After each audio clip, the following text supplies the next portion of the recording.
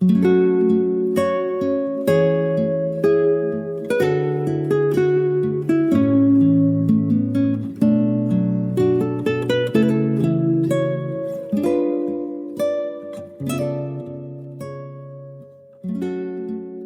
is God and Autobiography, the podcast, a dramatic adaptation and continuing discussion of the book God and Autobiography as Told to a Philosopher by Jerry L. Martin. He was a lifelong agnostic, but one day he had an occasion to pray. To his vast surprise, God answered in words. Being a philosopher, he had a lot of questions, and God had a lot to tell him. Episode 177. Welcome to God and Autobiography, the podcast. I'm Scott Langdon, and this week, Jerry Martin and I share what's on our mind. We talk about how it can often be difficult to understand how God could suffer, and what that means regarding our relationship to God and our relationship to one another. If the personal is essentially interpersonal, as God tells Jerry, then God asking Jerry to tell God's story makes all the sense in the world. We relate to each other by telling the stories of our lives to one another, and the personal God who spoke to Jerry and speaks to us all wants to relate to us. If you'd like to share your story of God, please drop us an email at questions@godandautibiography.com. We love hearing from you. I hope you enjoy the episode.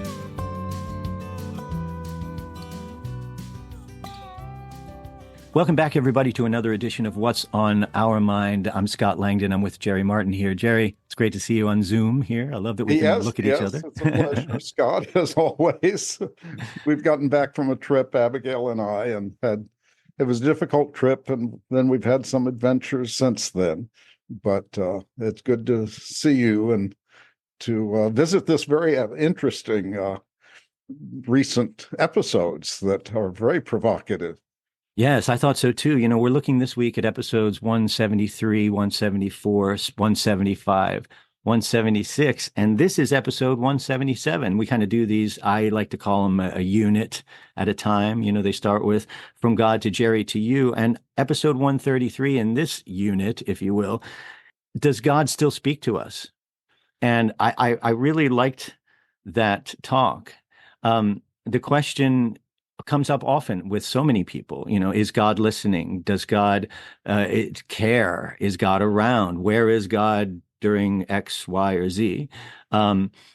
If I cry out to God, is God not only listening, but does he speak to us? And one of the things that you suggested in the talk was God says to you, I'm not a rescue helicopter. I don't come in to just swoop down and do. I am, however, with you.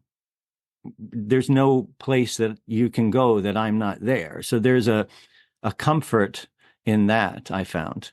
Oh, yeah, that God is ever present and God is caring. God is actually not just present like an observer, but God is on our side. He's like, when you got a family member in the hospital, may not at that moment even be conscious, but you are present to that person and you are on their side. And if there's anything you can do for them, you might say you would. But God, of course, is not in this world in quite the way we are in this world. And as Abigail often says, God can't mail a letter. So there are a lot of things. And I was told that, I think about loving, oh, yeah, God says it's hard on people for me to love them. It's like it's overwhelming or something. And then the Old Testament, you drop dead if God shows up. It's too much. But I was told in prayer, show my love through your love. And so that's what we're doing with each other. And this is God. Our love is not just a naturalistic response, a kind of elevated sex impulse or something. It's actually has a divine component. That's what empowers love. That's what enables us to be loving.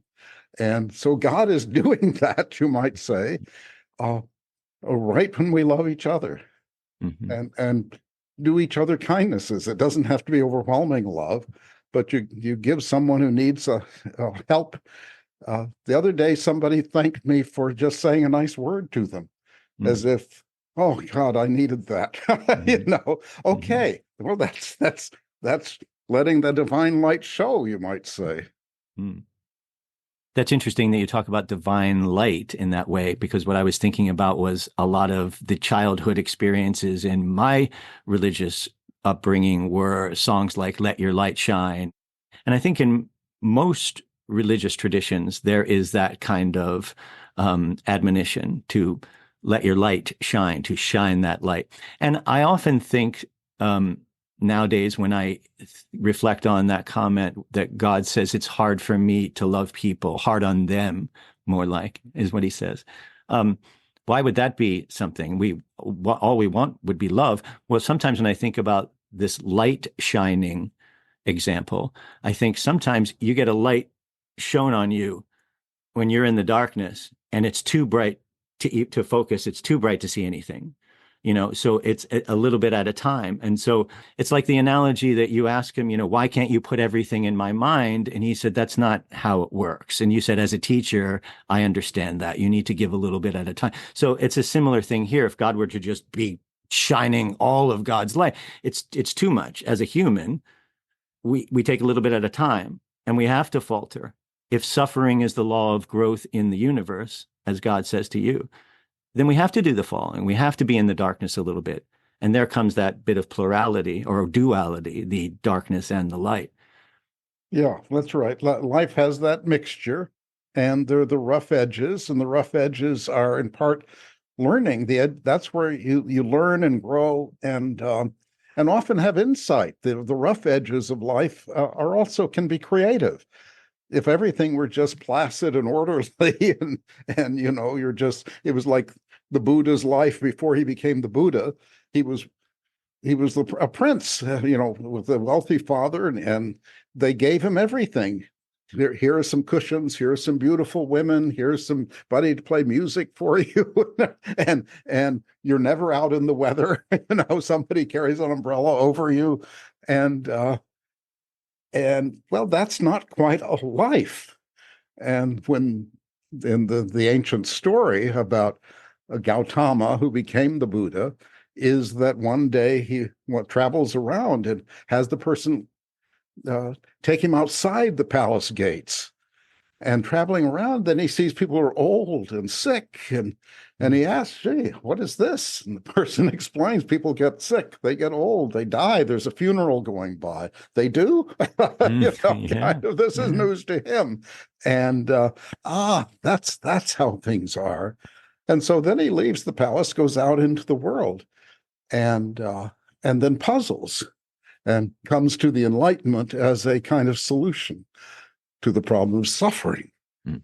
And that's almost a natural dynamic of spiritual insight. Something rattles your cage, you might say. You're sitting in some placid, complacent, unthinking state, and then something makes you think, draws your attention, and then you say, "What's this?"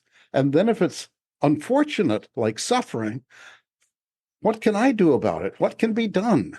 And what can that person do that will help? And religions offer a variety of, and philosophies, a variety of answers to those kinds of questions. In episode 174, it was a replay. We were replaying episode 16, where God takes me back to the very beginning, is the title of it. And that's God basically giving you a play by play of creation, Yes. another sort of vision of what happened, Big Bang, and what that Big Bang was, what happened after the Big Bang, that kind of thing, and scrambling to bring things into order. It was a fascinating episode to work on, to make. And I felt like, I think that was the first time that I really felt this sense of God and I working together on that episode. So it was the first episode when we came back for season 2 and started doing weekly episodes. Those first 15 episodes, for those of you who might be new to listening to us, the first 15 episodes of this podcast we had done and then dropped them all at once. And then it took a little while to kind of figure out how we were going to do it next. And we decided a weekly format would be better. So episode 16, 17, and going forward up until now and going forward from now are weekly, and we drop them every Thursday. But in that episode 16 that we focused on in this unit, God talks to you about creation, and it really troubles you. And it troubled me, actually, thinking about it and working with it and making the episode, that there's so much anthropomorphic language. God is talking about when the Big Bang happened, sort of stretching out his hands and making order out of chaos, and maybe feeling like a baby punching out of a womb. He's giving you these examples of how it would be. And you're just, God, you've given me this story that just contradicts so much, and it just doesn't make any sense. And yet, when I was re-listening to it recently, I thought that makes the most sense. God is relating what it was like to sort of birth everything, and we can relate to that because that's what we do. Why not use anthropomorphic language? It seems to make the most sense. Anything that's not anthropomorphic language is us making up concepts and structures. I mean, why not go to the middleman, if you will, and just skip the middleman, and just go straight to the anthropomorphism? Well, that's right. There's a kind of almost a mythology of intellectuals that these abstractions are more reliable. But the abstractions are just in the air, you might say. Right. Yeah. Things we pull out of some smart brain, you might say. And whereas much as we were talking about that in Annie Lamont's advice in Bird by Bird, when you have an experience you want to write about, like you've traveled somewhere, and here are your impressions of Rome or Shanghai or whatever, you want to write it down just then, fresh. And she says, use the words that come to you, because that is the language that the experience actually had for you, that expresses the experience that you felt it. And there was a theologian I read, and I think I quote him in God and Autobiography, where I'm worried about this anthropomorphism. And then I happened to read this guy, a Dutch theologian, who's saying, the experience of the people of Israel with God was such that only the most extraordinary literalism was adequate to the case. The only way to express this was as an encounter with a God who's a person. And of course, that's my experience too. It's not the only side of God that it's said every time God tells me he's a person, he always adds, and much more than a person. But that doesn't negate or supersede God as a person. And so here he's telling his experience, which he explicates, because I think, well, experience, that's a very anthropomorphic term. We have sensory apparatus and so forth. Well, what it's like to be God, that's what he means by experience. There is something that's what it's like to be God. If you are God, there's something that's what it's like to be God. And okay, that's what the experience is. Yeah, I love when he says to you, that's what experience refers to. Yeah. What it's like to be God that's my experience. And so I want to share that with you. And how does God share that with you? By sharing God's story. It says, here's my story. So when we think about how we are made in the image of God, if you wanted to take that as a starting point, then we could say, if someone wanted to ask me, what's it like to be Scott Langdon? I would tell you my story. And I would say, here's what it's like. I would be giving you my experience so far. If I asked you, what's it like to be Jerry, but more specifically, what if I were to say, what's it like to be over 70? I don't know what that's like. You do. And so you could give me that experience by way of telling me your story, because I can't have your experience.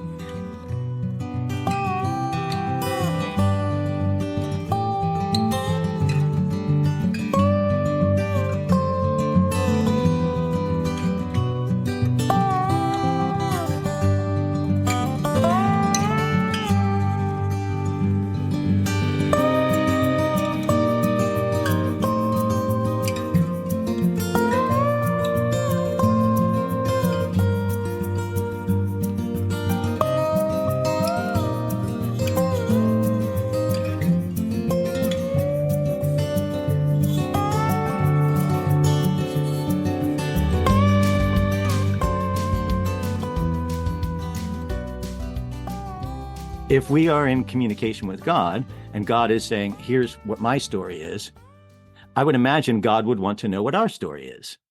And you've said that a few times. God has said, I want to know what's going on with you. And so when we talk to God about, I'm having this experience, in one way, God already knows, because God is us and God is having our experience. And yet the ability to turn around, if you will, and say to God, here's my experience, here's my suffering. Do you even exist? Do you talk anymore? You used to talk, you don't anymore. Do you hear me? All of these things, in a sense, I'm saying to God, here's what it's like to be Scott. Yeah, and one of the things I always think about prayer, and I say this in various occasions, let God know how it is with you. Mm-hmm. And so it's perfectly fine to be angry at God, to be disappointed at God, to be outraged, why isn't God helping you more? And that's what that earlier episode, one of those recent ones, Is God Listening, I guess, was the episode, where one can feel very frustrated. I prayed for my grandmother, but she died anyway. Right. Yeah. So was God paying any attention? Mm-hmm. But that's where not a rescue helicopter comes in. No, God was right there with my grandmother, and God was suffering also. We just this last Friday lost a good friend, and we were visiting his wife left behind yesterday. And Abigail is saying the Kaddish, a Jewish prayer that you say for people who've passed away, typically for 7 days. And what's the essence of the prayer? It's consoling God for the loss of this good person, of this person God cared about. And so it's entirely, it doesn't express anger. It's out of that deep sense that's in that tradition, and of course in many traditions, of God caring about us. And so when this bad thing happens, and of course I'm told over and over, God suffers. And you'd think, God's so sublime, how can God suffer? Well, God does suffer, and it's because of that kind of personal aspect that God goes through. He might say mourning, goes through, oh my gosh, losing so-and-so and regretting whatever suffering was part of that process for that person. And God is suffering doubly because God also experiences everything the dying person experiences. That's how God experiences things in many ways. It's because of what we're experiencing and God's participation in us, or God's identity with us. So it's not just that God is observing suffering and maybe caring from a distance, writing condolence notes or something, but no, God is right there in this dying man on Friday night, and suffering what he is suffering, and with the widow suffering what she is now suffering. When we came to episode 175, I was really excited about that one. That was a Life Wisdom project, and we had Jonathan Wiedenbaum back. And Jonathan and you talked about episode 16, kind of broke that down. And looking for what we would talk about today in this episode, I went back and I was looking at the transcript from what the two of you talked about in episode 175. And there was a part that popped out to me that I'd like to talk with you about right now. And At about the 10:51 mark of the episode, if you're looking for timing there on the transcripts, if you're listening and want to get to it right away, Jonathan Wiedenbaum talks. He says, Jonathan says, God says, and he quotes you, or quotes the book, "Before creation, I am pure spirit, sufficient unto myself. I felt I was lacking something, grounding, facticity, the blunt materiality, the hard edge to push oneself against the resistance and friction that physical objects have." And he goes on, Jonathan says, and I was thinking about quotes to talk about, and well, that's one of the quotes, but yet I want to invoke a quote that I find meaningful by way of contrast to this, a contrast in which I hold this quote favorable. And then he goes in, he's talking about the Upanishads, and he says, I hold this quote favorably because in one of the Upanishads, it's understood in a kind of Advaita Vedanta kind of perspective, which sees this world of plurality as really ultimately Maya, that everything is nothing but Brahman in different forms, the ultimate expansive Satyananda bliss consciousness awareness. And Jonathan goes on, he says, there's a quote, "All fear comes from the other," or anxiety comes from the other. That is, if you're caught up in the illusion of plurality and duality, then there's something outside of you that opposes you. Whereas if you realize that your true nature is one with the absolute, then duality and plurality are nothing but, and you'll see that they're illusions, and you're able to shove off the anxiety and fear. So what Jonathan, I think, is pointing to is a notion that, and I tend to find this in my exploration of that kind of teaching, which is if we can just get back to the oneness and kind of live there in this sort of perfectionism, nirvana place. But that's not the point of being in the world. Being in the world is this friction that God felt God needed, something to push the hard edge against, as we talked about before. When I think about this, I don't see it as, now Jonathan goes on and says that it seems as if God is telling you something different, or maybe the opposite of this, or pushes back against this, saying if God or himself wants an outside, an other, without which real relationship is not possible, without which we cannot exert our energies, as with God, so with us. And so what I find interesting about this is I think God is pushing back to say, in part, it's a place of perspective.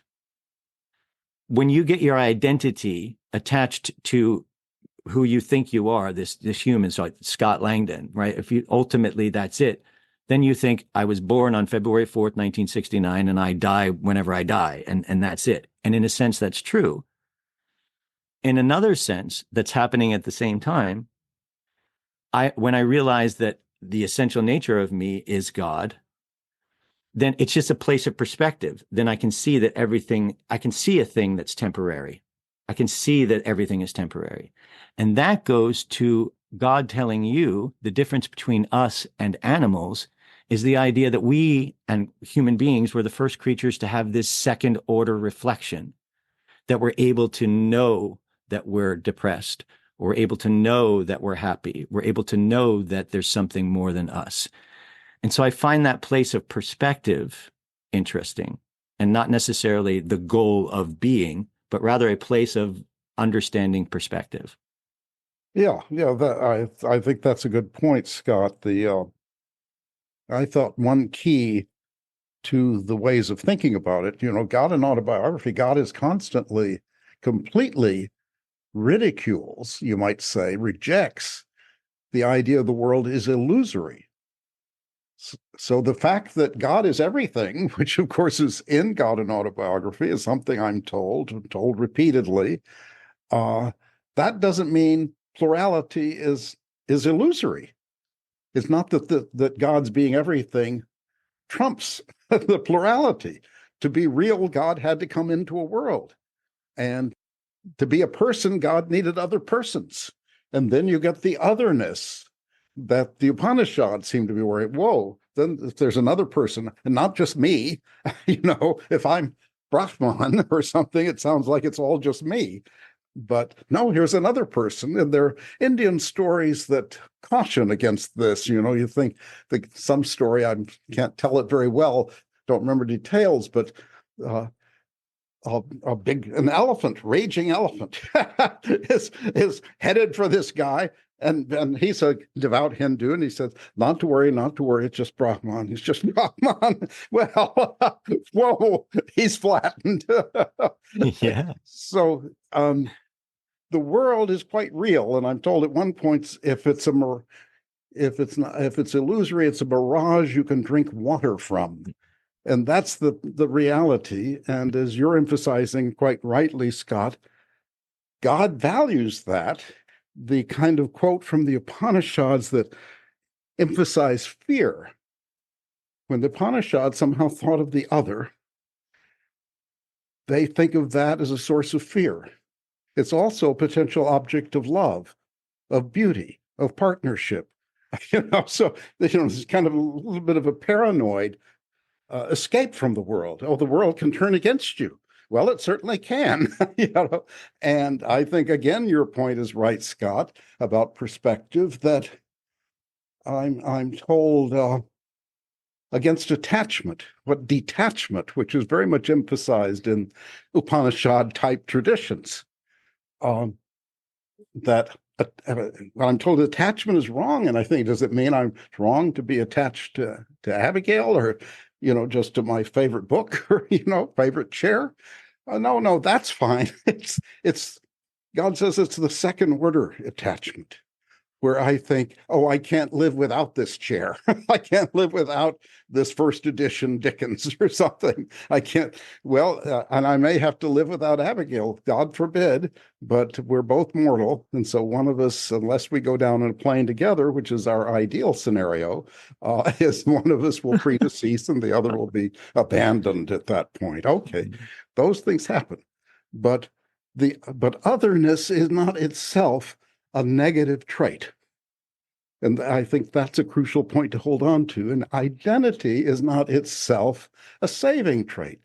In terms of my molecular and chemical structure, I'm identical with more or less everything. So what? Right. That's not a saving trait. So I think the key comes back to that sense of perspective.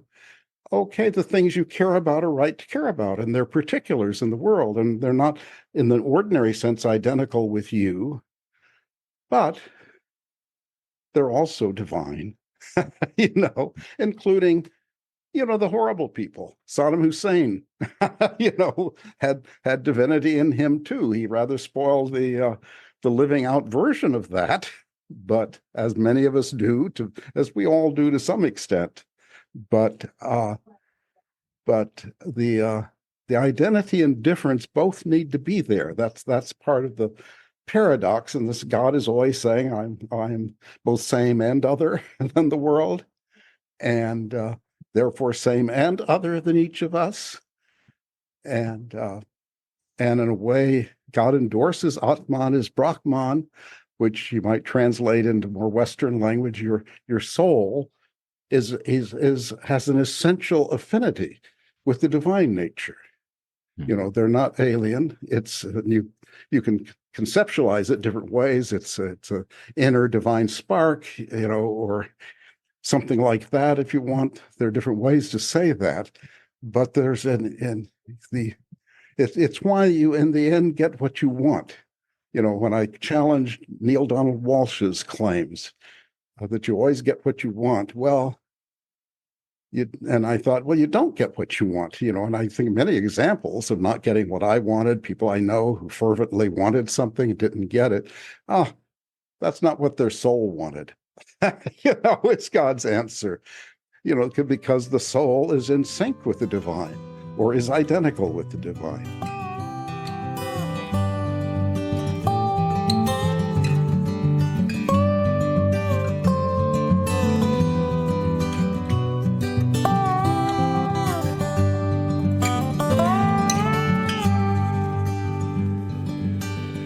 Thank you for listening to God and Autobiography, the podcast. Subscribe for free today wherever you listen to your podcasts and hear a new episode every week. You can hear the complete dramatic adaptation of God and Autobiography as Told to a Philosopher by Jerry L. Martin by beginning with episode 1 of our podcast and listening through its conclusion with episode 44. You can read the original true story in the book from which this podcast is adapted, God and Autobiography as Told to a Philosopher, available now at Amazon.com and always at godandautobiography.com. Pick up your own copy today. If you have any questions about this or any other episode, please email us at questions@godandautobiography.com and experience the world from God's perspective, as it was told to a philosopher.